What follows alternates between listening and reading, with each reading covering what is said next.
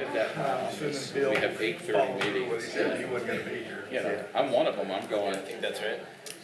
I'm in Hendersonville, driving to downtown Asheville for 8:30 in the morning. I'd really rather do this on Zoom. Yeah, you know, you just go. That's, especially with 26 traffic, you just. We're ready to go, kids? If they are, Ready over here? camera's ready. Yeah, Yeah, you I'm get not it ready to. 26. All right.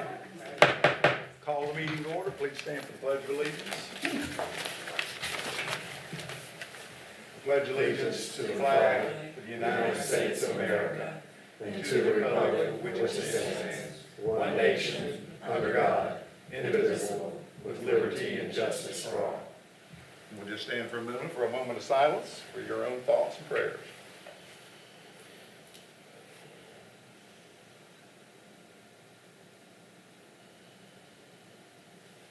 Thank you. Please be seated. I don't have any announcements at this point, so I will read the ethics statement. In accordance with the Code of Ethics adopted by the council, all council members have a duty to conduct the affairs of the governing board in an open and public manner, free of conflicts of interest.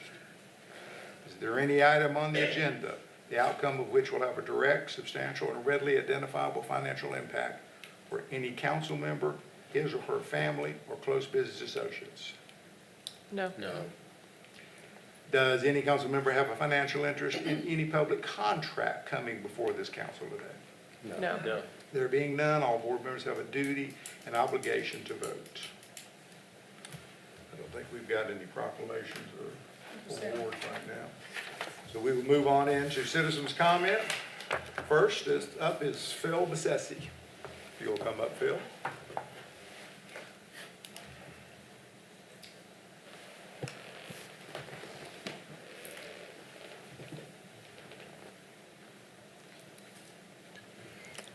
I'm Phil Bessetti. I live at 15 Highview Drive, And keep in mind, we've got 3 minutes.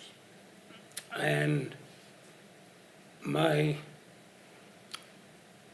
comments are we need dialogue with the state about parking on the diagonal parking on Broadway.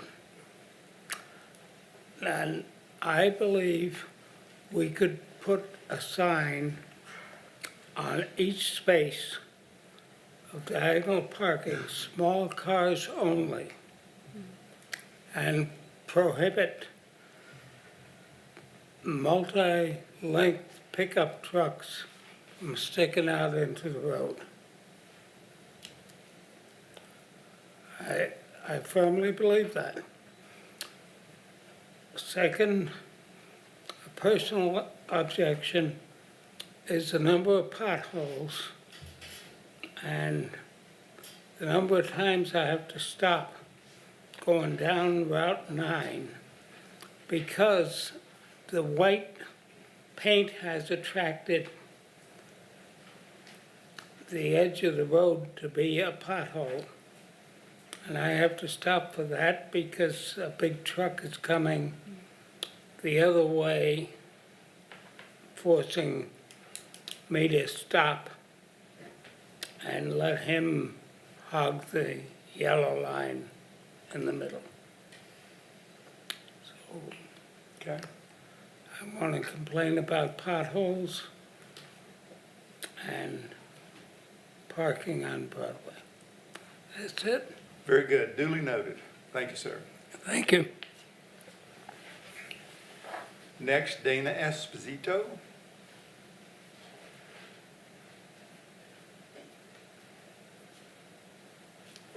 Hello. I just wrote something up very quickly. Okay. I am coming. Keep in mind, we need to get your name and address, and Oh. you've got 3 minutes. My name is Dana Esposito, and my address is 282 Old Toll Circle. Okay, thank you. So I am coming tonight to discuss and try to put a permanent stop to the use of Roundup and other glyphosate-based weed killer products, herbicides, and pesticides in Black Mountain. A week ago, I pulled up to the Black Mountain Library with my 6-year-old for his tutoring lesson and found a landscaping company haphazardly spraying chemicals, Roundup, spraying chemicals from a plastic bottle marked Roundup. My mind immediately jumped back to a week prior when my child and his friends, some of whom were toddlers, played in the rocks and in the landscaping during a rainstorm. The company spraying seemed to be spraying in a very haphazard manner. What happens after the company stops spraying and drives away when they finish their landscaping? What happens when a group of children come? 5 minutes later, one of them picks up a rock and then eats their snack or puts their hands in their mouth. We've all heard of the dangers of Roundup, a glyphosate-based product by the same manufacturer behind Agent Orange. Roundup is an herbicide that annihilates weeds and other living matter. It's extremely dangerous. The Monsanto there's billions of dollars worth of lawsuits. My son's father is now on the campaign for RFK, and this is one of his main causes, is glyphosate. It's extraordinarily dangerous. And so when I pulled up to the library and I saw this haphazardly being sprayed, I said, go inside, they're spraying chemicals to my son. It's incredibly dangerous. An animal eats, a plant or a seed where that has just been sprayed, the animal dies. And it's an invisible poison that's being sprayed all over town. Unfortunately, a lot of, I know women, parents my age are aware of the dangers. We try very, very hard to live an organic lifestyle, to stay away from stuff like that. Some older folks unfortunately don't know about it. I see it being sprayed constantly. What's very scary is that it is an invisible poison, and so you don't know when it's just been sprayed. It's very, very scary that this is everywhere. So basically it's like, avoid the landscaping with your sandals, it sucks to have to, be concerned about it. So another example, my parents' neighbor sprayed constantly in his front yard, and he was all suited up. He had a mask on. He had a whole thing, a hat, everything. And I said, what happens when that family of 5 that I see walk by every day, what happens when one of those children, the ball rolls onto your yard? They've got that shit all over their hands. It's very dangerous. And so I think there really should be something in place in town. I talked to the town manager. He said it is, obviously this is a major, major issue for our whole country. Oh, is that it? Very good, Okay. very good. Thank you. It will be looked into. Thank you. And last, Sharon Tabor on the Sour Wood Festival.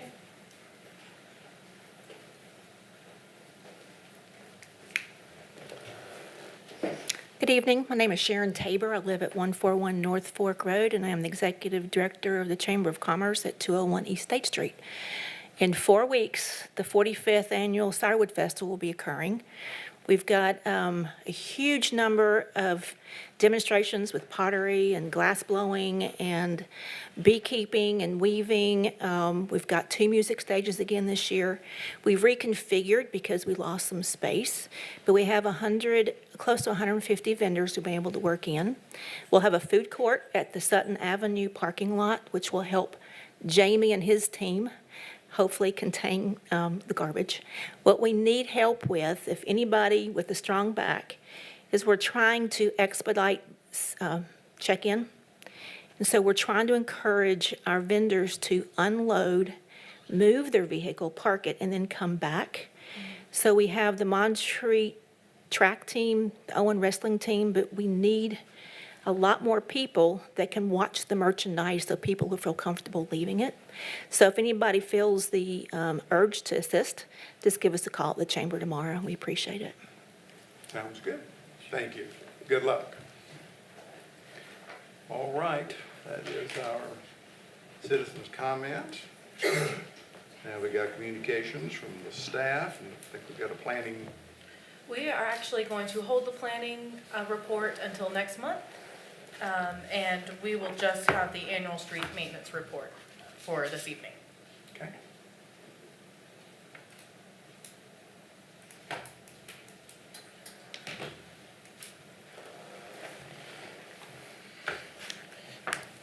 Evening, Mayor and Board. This is Public Works, Streets, Parks, and Sanitation Report for fiscal year 2022. So, in the streets going into Capitol, we budgeted $500,000 for street paving in 2022, which got us 13 roads paved. 3 of those was partial paving, but the other 10 were complete paving of the roads, so that helped tremendously. Sidewalk repairs we done all over town, which we budgeted $25,000, and the same for street striping, which we have been doing sections of town. Every year we've been budgeting $25,000 and going as far as we can go, but like anything else, and with inflation, the price of this stuff's totally increasing, and you'll see with paving that we probably won't get as many roads done this year once we get them figured out which ones we're going to do in the new budget, but still it should get quite a bit of roads done for this year. On the maintenance side Let of, me interrupt you just to get some questions on this. okay, When, because you said we did some patching, so that in the future, we're gonna be doing that also as opposed to patching and then coming back over. So we will, part of the program is to try to stretch our dollars more by just patching some roads, yeah, when, extending their life. yes, so these partial paving was like taking, like if you take a shady side of a road that's, it's on the north side of the road, basically it's gonna be in worse shape than the south side of the road. So we take and replace that north side that's bad and then let the south side play out the years to come instead of wasting the money and doing the whole road. So we try to Good. pave the bad parts instead of just doing it all. What about coming back along the edge, because I was noticing it on Tomahawk and a couple of the roads too, is as far as going ahead and putting, traffic bond. Building the shoulders up, Building the yes, shoulders we've back. gotta do that, that's right. So even though that's been completely paved, you're not finished with that? That's right, that's correct. Yeah, we still got striping to go, and then once we get that done, we'll finish building the shoulders and completing everything out. But the actual paving part of it is done. Okay. Because that just goes a long way in That's right. keeping that asphalt from walking. And it keeps it from breaking off as people pull off the side of the road Very also. good. Continue on. Okay. Excuse me, I have a question. I know that for roads, we have them assessed and we have a list of priority roads, so we kind of work with the budget. How That's do right. we look at sidewalk repairs? How do you approach that? Sidewalk repairs is pretty much me going out and assessing the sidewalks. It's a little bit different in roads because there's not as much Right. base underneath it. You got 4 inches of gravel, where the road's a little bit different. And then also, we get a lot of calls in about sidewalk, but the good thing about sidewalk, if you get sidewalks that's raised by tree roots or anything like that, a lot of times we can save a lot of money, just like in Cheshire, where we can go over there and grind these down. We can do that in-house and get rid of the trip hazard and stuff. But if it's just a situation where we've had to take a section out because a water line lays under it and it's leaking, then we have to replace that section. So that money helps do that also. So if there is a trip hazard on a sidewalk, is reporting, like, from citizen reporting, is that a good way to kind of notify you? It is, yeah, absolutely, and, because we got a lot of sidewalk, and without walking every single bit of it, it's hard to assess it, but we got a lot of people walk and run, so they're good about reporting it too, so, and we fix a lot of sidewalks that way. Cheshire called in, we fixed 2 sections over there, and, so yeah, it's a good way, and there's multiple ways to do it. You can call in, or you can go online, do a work order online, either one. Okay, great, thank you. Uh-huh. When you go ahead and fix the sidewalk like it, assuming there's roots that's pushing the thing, do you go in there and then cut those roots on the outside part, so to stop that growth from going underneath? That's right, and depending on, if it's a tree, it's on private property or something of that nature, then we try to talk to the homeowner too. We just Get don't wanna their go in there and butcher their tree, but unfortunately, if it's in the right of way and we have to take it out, then sometimes we just have to do it and hope for the best for the tree. That's why we encourage not planting things inside the right of way, because if something happens, then we have to take it out, and then, budget-wise, we usually don't put it back, so. But we don't run into that a whole lot, but we have in the past, because, for instance, you take Cheshire, they got a lot of, trees planted in what we call a utility strip. And over time, as those trees grow out, they start pushing the sidewalks up. Depending on how much the root system you gotta take or prune, those trees could die, but we've been lucky. We've not really cut any that's died so far, so that's been good. Good. So on the maintenance side, Honeycutt one-way, you know, we had it paved and striped it and made it a one-way, and I think there's still a little bit of stuff we need to do. I know me and Steve was supposed to get together and talk. I think we still got some people going down through there that's, you know, that's been here on vacation before, and they used it when it wasn't one way, and they come back and forget, and they just assume, so we're still working on that. CVS sidewalk, we've actually completed the actual linear footage of the sidewalk. Now to complete the project, we're working with DOT to get the landings built on the north and south side of State Street for ADA and things of that nature. Once we do that, then DOT's got some funding where they want to put in the lighting system for the crosswalk so that's going to come to an end too, hopefully here real soon. I met with them a couple weeks ago. And then we rebuilt the flower boxes down on Sutton near Henson and worked with beautification on that, and that turned out really well. We painted the stairways behind the Art Center, which I think you was involved in, Archie, that turned out really good. We got a really good deal on that, and it needed to be done. We built new sifting tables for the community garden, and I think we done 4 of those, and then we built 9. That's really in the wrong place, but I'll go ahead and tell you about it. We built 9 compost bins. I'm going to build 9 more hopefully this year for a total of 18 compost bins total, which has really worked well. And then we remodeled the boardroom at the library and redone all that. They had some issues up there, and we redone all the drywall and everything for them, and then they contracted somebody to come in and paint it, so it turned out really well. And then we remodeled the water department back here where it looks nothing the same, where we took all those desks, or not desks, but countertops and everything out during COVID and made it, you know, more COVID friendly for that time, and it's made a lot more room, so that worked out.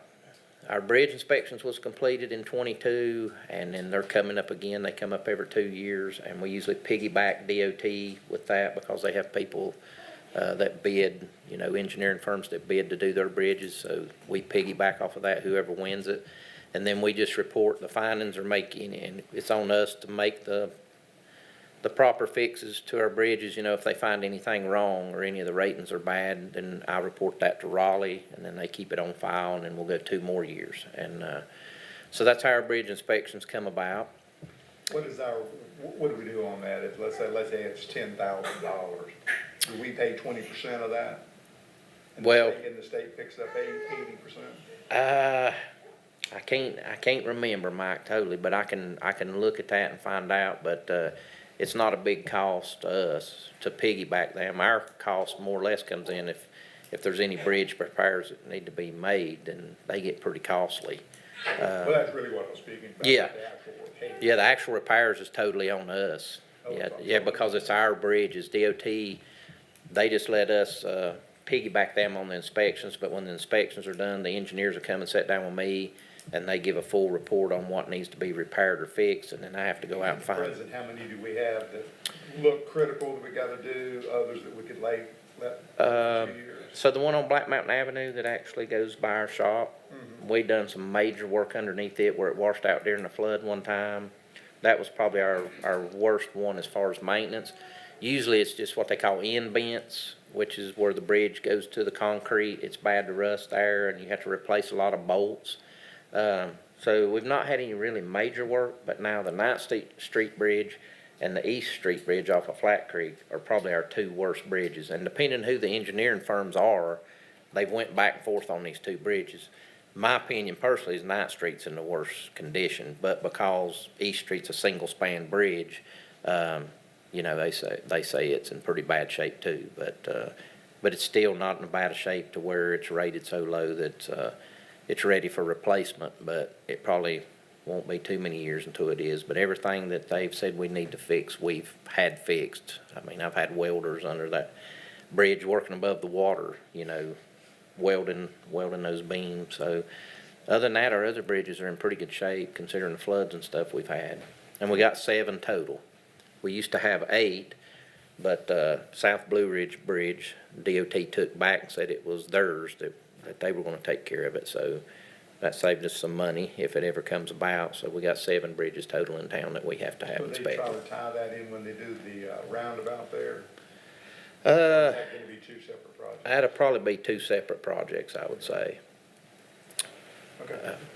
So we built a rock walkway from behind the art center. It went down to public park, and it turned out really, really nice. The guy's done a really good job on that. And so I just tried to touch on some of the bigger projects that they done, other than just the general maintenance stuff. I wanted But- to mention that the library looks great. It turned out really good. That education room looks so much better than it used to. It really does. It's a And, pleasure to have meetings and programs in there.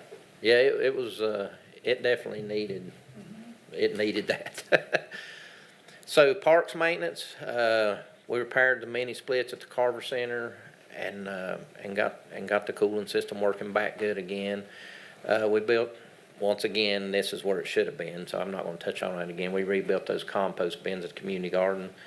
We put a new fountain in at Lake Tomahawk.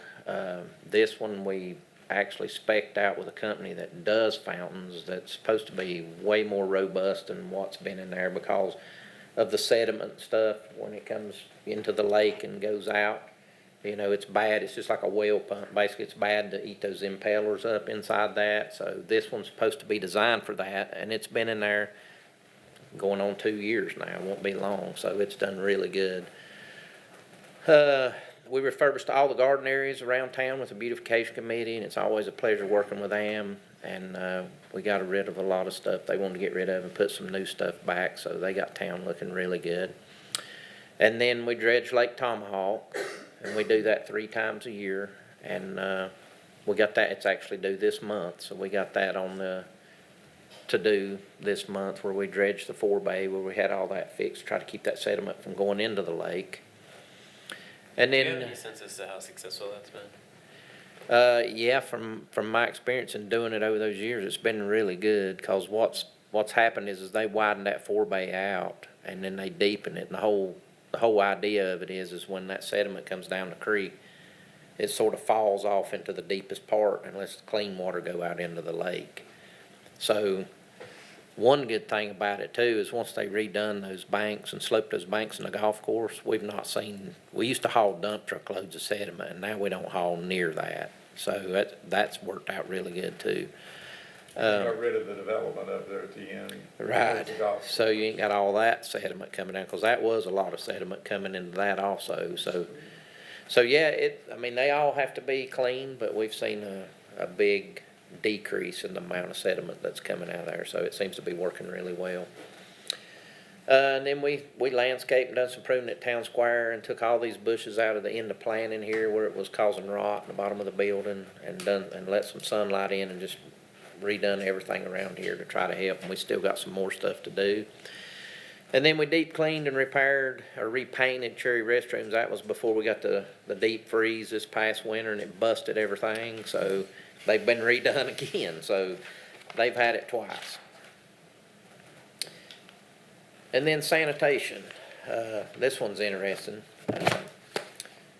So trash and recycling, for the trash tonnage collected in 2022, you can see that number, 2,948 tons of sanitation went to the landfill, and 377 tons of recycling went. On our yard waste, here's one that I really wanted to talk about. Total yard waste stops collected, we collected 11,150 stops in 2022, and we're probably off to better than that this year, just guessing, which averages 929 stops a month, 232 stops each week. And we've been doing this a couple of years now, and I actually talked to Josh here a while back about maybe sitting down and let's, rediscuss, some of the challenges we're having, what we're seeing, because I can almost guarantee you just by riding around and stuff that a lot of that waste is coming in, some of it, I'm not saying all of it, of course, but some of it's coming from the outside. You got 8 yards of pine laying there on the side of the road, but there ain't a pine tree in sight. So, it's pretty common sense, so we need to find a way to, to either change how we're doing it as far as rules go, or you know, tighten up on inspections or just have inspections, I don't know, but it's something that I would like to discuss because it's getting out of hand. That's a lot of stops and we do it sometimes 3 days a week.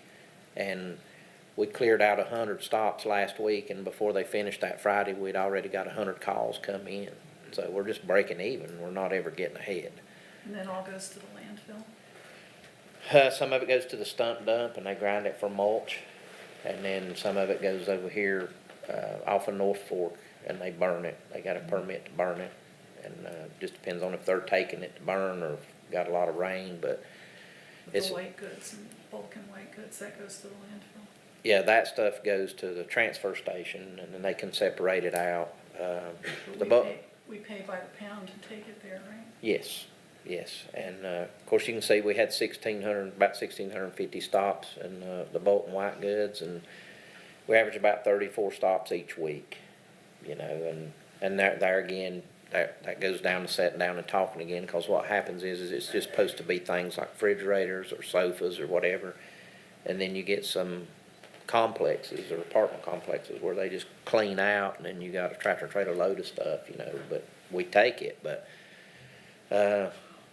just things of that nature, you know, we just need to figure out a better way, a more efficient way of operating now that we've been into it for a couple of years and starting to get some of this stuff, straightened out.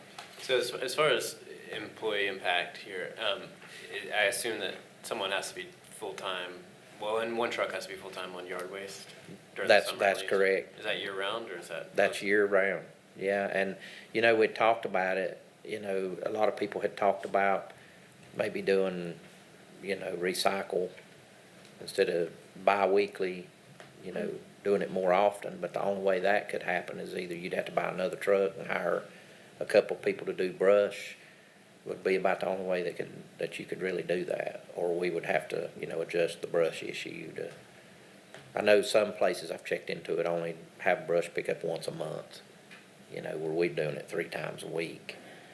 So it's, So from a budgeting standpoint, we have the one truck with the gooseneck arm on it, yeah, and one man on that truck, or 2 men on that? you'd need 2 on it, 'cause one's gotta operate it and then the other one And they pitchforks can some of that stuff. handle the 11,150 stops? Yeah. Okay. Yeah, we could do it if we had a truck and a couple of people that done it all the time. But what I don't wanna do would be to, you know, to buy a truck, spend that money, and then get 2 more employees. And then what I say, find out's happening more so than none, and then you not have as many stops. And then you know, you got an extra truck and them employees, so we really gotta figure out more about how often that's happening and what, but I can tell you, that's the most brush I've ever seen. It's like, where does it come from? You know, and,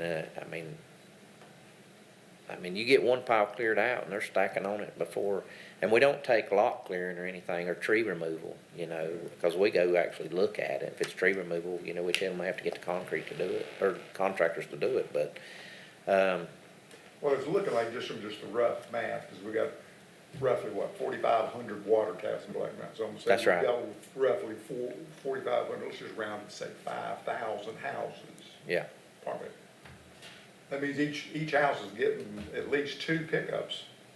that's right. And I know a lot of houses don't get any pickups, so, which means there's some that are getting, Like I say, some of the houses they're every week, and it's like, where's this stuff coming from, you know? And I think it just comes down to where, you know, after well, I. the young lady that's gone full-time, this is something you're gonna put her on?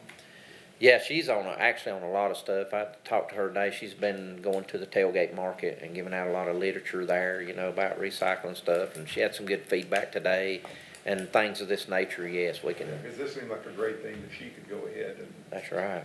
and be the lead on. You know, and just, if nothing else, just, you know, approach these people and say, hey, I notice, you know, you don't got no pine trees, you don't got no oak trees, and you got brush every week. You know, where's this stuff coming from? So I just got a feeling that some of it's coming outside of town limits, you know, but, It does make sense for us, and to me, for us to go ahead and explore putting up some sort of parameters around. yeah, around yeah, I that. mean, it's a massive amount, and these She are, could do that and come and bring it back to the board here to, yeah. the board to decide. And those are actual numbers. We took those, we sat down, me and Tasha sat down before she went on vacation and totaled every one of these up just for this report. And so that's actual numbers that we have recorded. That's a lot of stops, but we're doing it at this point. Total work orders, you can see a 3-year span from 20 to 22. It's not changed much. You can see in 2020 when, you know, we had employees out with COVID, which still, you know, I'm very impressed because we didn't miss a beat during those times. You know, we had some people out sick and they'd come back, but it's not really changed that much. So it's staying pretty consistent. And then there's your breakdown of total work orders, and you can see town properties, you know, take most of that. And then miscellaneous can be anything. It could be anything that somebody calls in, from picking a dead animal up out of the road. Vehicle equipment and maintenance, you know, you see that, but you can see road and sidewalk and mowing and trees take up the biggest part of that. So we got most of the mowing subbed out. We do the parks mowing and stuff for the ball fields and stuff because those schedules are, you know, they can change on the whim. But a lot of our town mowing, like what First used to do for us, that stuff's contracted out, the actual street. And like Town Hall, you know, they mowed it today in Town Square, and they do all that. So yes, that is. But that's what we've done this year in the mowing and stuff. In parks, work orders, you can see at the bottom that 1840 broke down into parks. You can see that other than town property, and then miscellaneous is the biggest. Well, downtown restrooms is the biggest in miscellaneous, but downtown restrooms, that number's so high is because we clean those, stock those, and do whatever repair or painting that needs to be done daily, sometimes twice a day, through the year round. But as far as actual facilities, you can see Veterans Park and Lake Tomahawk, which is probably the two most visited places in parks. You can see they are the highest in work orders, but it all totals to be 1,840. So that's it, unless you got any questions. That is. Looking at the restrooms there, because I know we used to have First that would, years ago when I was mayor, you know. That's we had right. them to contract out. Right. And if you're still having some problems with, you know, filling openings, that may be something for you to look at and bring Yeah. to the board to say, hey, why don't we go ahead and, Yeah. and we don't need to be doing this. We could contract out with them and Yeah. then use that manpower. We've actually got 2 First employees in sanitation right now, and it's actually working out great. And so that's really helped. And they're doing a really good job. And, you know, one of them is dead set, he's gonna work here. So, and he's doing a good job, and I'd be willing to say, given the opportunity, I'd give him opportunity because he does a fantastic job. But most of the time we'll clean them, the guy on call come in early, and then he'll clean the restrooms and stock them, and then before he goes home of the evenings, he'll leave about 30 minutes early and go stock them again. So that's working out really good right now. Okay. Thank you so much. Okay, thank you. James, appreciate it. Savannah? All right, so next up we have adoption of minutes. We have the June 8th agenda meeting minutes, the June 12th regular session meeting minutes, June 14th and June 21st special meeting minutes. And then you should all have 2 closed session meeting minutes, one from May 8th, I believe, and the other from June 12th at your place. Next, we have a call for You may public. want to mention, you want to make sure that you get those. Yes, I do. If you wouldn't mind, I do need those back, please. We also have a call for public hearing for text amendments to vested rights. So this just corrects the ordinance. Right now, it incorrectly places conditional zoning into the wrong category. So that will just fix that little issue. Next on consent agenda, we have the System Development Fee Capital Reserve Fund Amendment. This is just moving money from the water fund to the capital reserve fund. And that money will go towards the automated meter project. And that is the consent agenda. I hear a motion to adopt consent agenda. So moved? Any discussion? If not, all in favor? Aye. Opposed? Unanimous? Aye, sorry, forgot to vote. Aye. Thank you. Well, you would have been counted. Yeah, that's as a- right, as- yeah. As a yes, anyway. Okay. So we have another round of Citizen comments, and Yes. so even though there wasn't a sign-up sheet for that, does anybody wish to come up and speak to one of the items? Yes, Whitney.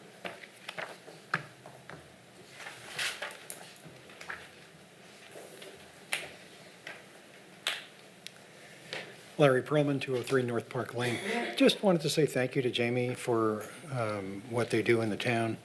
And it's a big job, and I just appreciate what they do. Correct. Thank you. Thank It's amazing how many, I know that when he took over some years ago, the amount of work orders that first year more than doubled that he was able to get completed. And that good progress has continued. Thank you, Larry. All right, no more public, no more citizen comments, so. Oh, Hello. please. give me your Hi, ID. Caitlin Giotto. This is Ellis. Okay, and your address? It is 820 Azalea Avenue. 820 Azalea, you have 3 minutes. All right. I just wanted to concur with Miss Dana back there about the use of glyphosate at the library. It's just really concerning. Our kids play in the puddles there. They sit on the rocks to read books. And the fact that we saw active spraying happening just was like a little bit shocking. I would think Black Mountain would be a little bit more on the up and coming when it comes to that. It's pretty toxic and pretty well known as a really bad carcinogen and sorry, and just really bad for children. I have a 5-month-old, so, and a 4-year-old, and I'm sure you guys do as well. So just wanted to encourage you guys to think about that. And I own my house here. I plan to live here and raise my babies, and I would like to have that be a safe place for them to play. So, yeah, thank you. As I said before, it's duly noted, and Thank you, I appreciate we'll it. move in that I direction. really appreciate it. Thank you. One last time. Okay? Savannah? Okay, so unfinished business, we have the traffic policy. This came before you all last month, and we took it back, added some language to it. And I believe that it's ready now, and so unless you guys have any feedback or questions. I'll just comment that the reason I had requested for it to go back was just for some clarification around what impacted residents was, and that Yes. seems to be addressed, so I appreciate your work on that. Sure. I emailed with Josh between the agenda meeting and today sometime, just to clarify that residents refers to, Josh, you can respond if I've misinterpreted your email or misremembering, but the property owner. So if that That's is a correct. business, that would be, And that's consistent with how we send out other notices, so that's kind of why we chose to go in that direction. But yes, it will go to the property owner. okay. Yes. I wonder about how that impacts tenants and if and how they get notified. I mean, hopefully everyone in town is signing up for, the alerts that come through on the town and Yeah. potential changes, but Well, I know that when I was at MSD, we ran into that problem a lot because of the fact that we would go ahead and contact the property owner. But the property owner may be in Timbuktu. Right. But the tenant is the one that's having to deal with the tractors coming in and Exactly. tearing up the parking Right. lot. Wait a minute, we didn't even know anything about this. We could always add that, that both property owners and tenants will be notified, so we could I think that's use, a good point. we could do Good both. point. I don't have an understanding of how that impacts staff and the workload on y'all, so that seems reasonable to me, but I am curious, kind of Yeah. what kind of workflow makes sense for y'all to balance. I think that's a reasonable request. I'm kind of gonna look at Jessica because I think her department might be doing some of the heavy lifting on this as far as notifying folks, but I think that's It's really all, reasonable. okay, we Yeah. got a thumbs up. Yeah, especially, we'll give it a try. We can always modify when we need, if we need to, moving If other forward. folks are amenable to that, I feel like that's, Sure. Sounds good. that's in the spirit of the, So we the can either bring policy. it back next month, or we can, you guys can vote on it as amended this evening, and we'll just add that language, however you wanna handle it. I mean, I'm guessing you're going by whoever's on the water bill. That's kind of So would be we can the actually resident. pull information, so water bills will cover tenants, and then, we Okay. can get tax information to get the property owner. So there's a couple different ways we can get at it. I mean, I trust y'all to amend that, but Yeah, that'd be fine to, as amended residents As and amended tenants would be fine. residing. Okay, okay. But you're gonna amend it to what Alice is that's speaking correct, to. yes. Okay. If everyone's in agreement with that, then we have a motion to accept it. I move to approve the proposed traffic policy as amended. Okay. Any more discussion? If not, all in favor? Aye. Opposed? Okay, very good. Okay, moving on to new business, we have board appointments. I think I was able to speak to most of you about the Recreation Commission issue. They were not able to meet in June. They are going to meet in July. So they asked that we just hold on voting on those positions for now. We also have received a few more applications. So I think just for the consideration of those applications and to give them a chance to meet with those folks, we could hold that for one more month. Otherwise, for the ABC board, we have one application received for one vacancy. And planning board, we have two applications received for one vacancy. One is a current planning board member, the other is not. Staff is recommending, because of the Unified Development Ordinance process that the planning board is undertaking, that the current member get reappointed, just to have a, consistency with that process. That would be really hard to catch somebody up. And then we have one application, and this person is fine with being appointed to the zoning board, where we have 3 alternate positions opened, the Historic Preservation Commission, or the planning board. So that's your choice. Do you mind giving just a brief little context about how vacancies apply to a zoning board versus, I mean, Sure. that, Yeah, so right now our zoning board is full. The alternate positions are only used typically if somebody's not able to be there or if someone is in conflict with something that's coming before ZBA. Historic Preservation Commission, they are in need of bodies. That's a harder board to recruit people for. It's not the most exciting thing in the world. So, yes, that's kind of how that shakes out Thank you typically. Is for we don't see a lot of applications for historic typically. thank you for the context.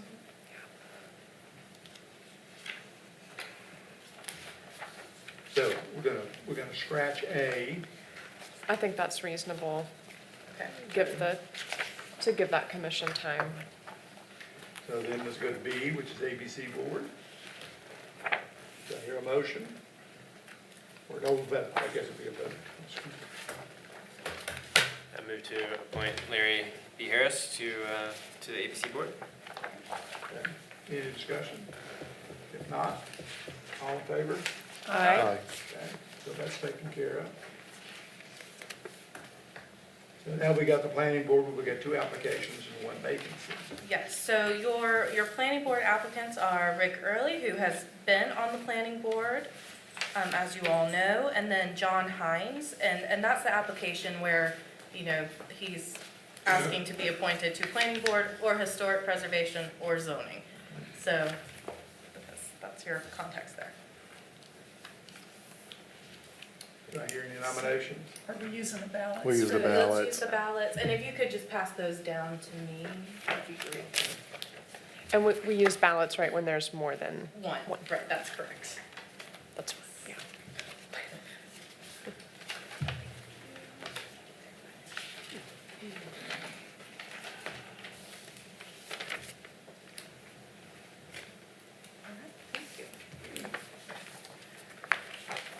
Okay, so Councilmember Hay nominated Rick Early, as did Vice Mayor Portillo, and Councilmember Berry and Councilmember King all nominate Rick Early for the planning board seat.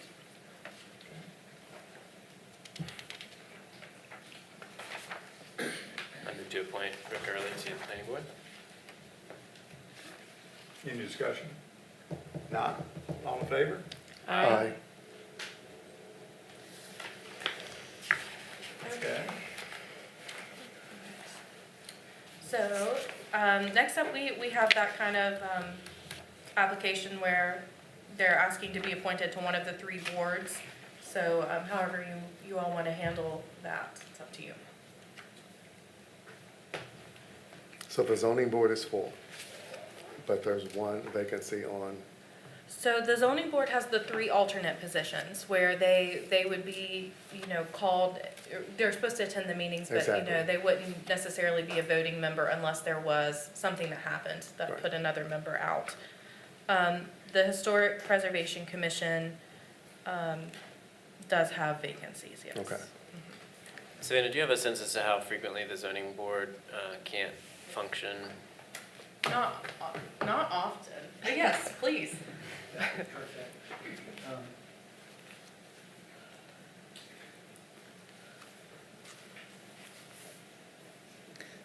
Larry Perlman, again, still at 203 North Park Lane.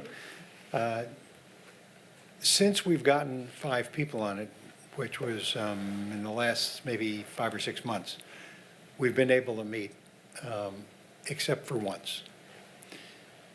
There have been times when it would be really, really handy to have those 3 alternates, because we have just 4 people show up. The last time we had it to vote on something, and the vote was 3 to 1, because we only had 4 people, so we had to turn it down because we didn't have a 4/5 vote. And I think it really should have gone through, and if we had a 5th person, I think it would have gone through. So, yeah, it's an issue. But we are able to meet. Thank you. Thank you. Pleasure of the board.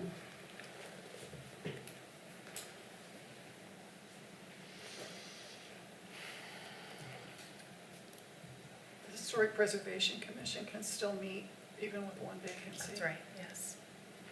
Oh, Yes, they can. okay, Yes. great.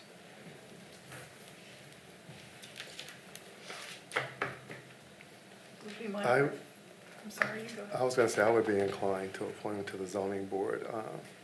I'm familiar with that board. I served as an alternate for a while before serving on the zoning board. And that position is pretty important. You said what I was gonna say, so. It is really important. Okay. Someone wish to make a motion to nominate Mr. Haynes? I make a motion that we nominate Mr. Hines for the zoning board. Okay. Any discussion?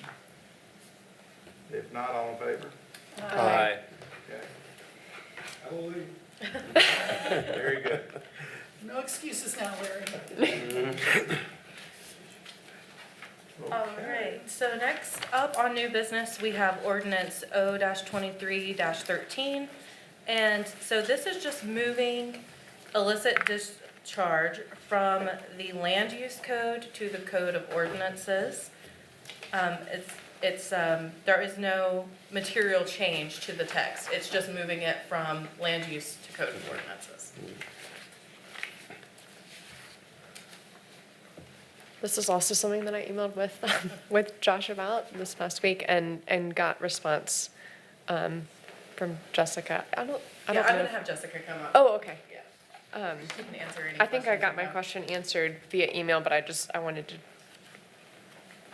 just gonna share. So by moving this, which I mean, as far as I can tell, is absolutely verbatim. Yes, ma'am. Just a movement of the text. It is.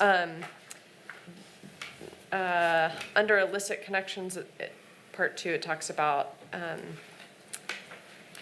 if something is in violation of this section and then it was made prior to the adoption of the provision, there's a year grace period or something, but this isn't a change, right? So since it's moving. That's right. There's no year-long grace period because the ordinance is still the ordinance. That's right.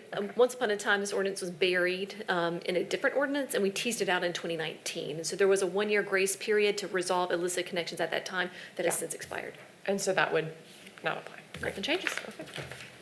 Well, let me ask you one little Okay. question on here, just to, on it speaks in here of non-stormwater discharges associated with following activities are allowed, provided they do not significantly impact water quality.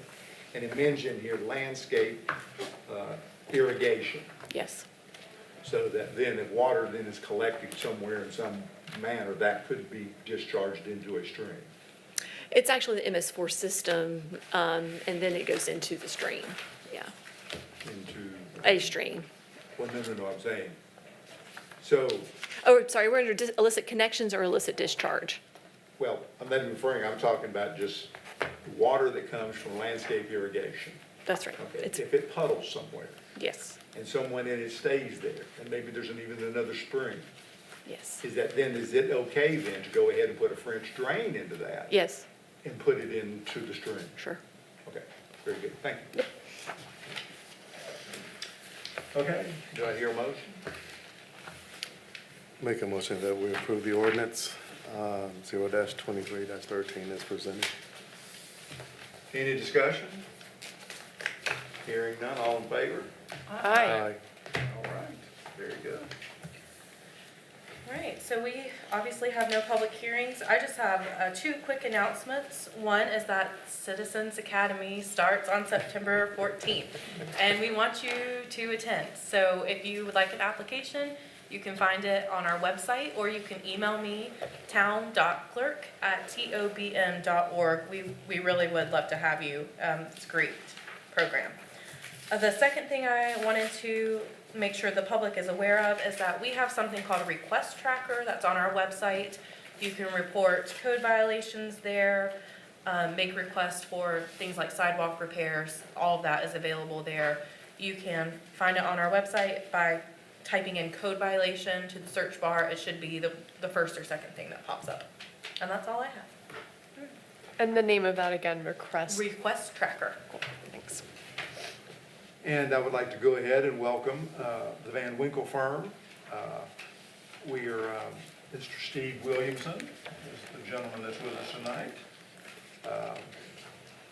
Fortunately, this is a very deep bullpen they have because Craig couldn't show up tonight, so. Glad you're here. Thank you. I'm assuming we'll be seeing you some more in the future. Well, not if Craig can help it. He'll be here most of the time. Very good. I don't have any communications. Does the council wish to speak to any? I would just like to say that this past month I attended the North Carolina State Little League Championships here at Veterans Park. And all I have to say was they did an excellent job. They really did an excellent job with what they did, that park. And all the families had a lot of fun. And there are some things that I think we need to improve there. And I got to see that firsthand. So you guys will be hearing from me about that. But other than that, you guys did a really good job. Very good. Anybody else? If not, meeting adjourned. First one in a really long time. It was indeed. I did.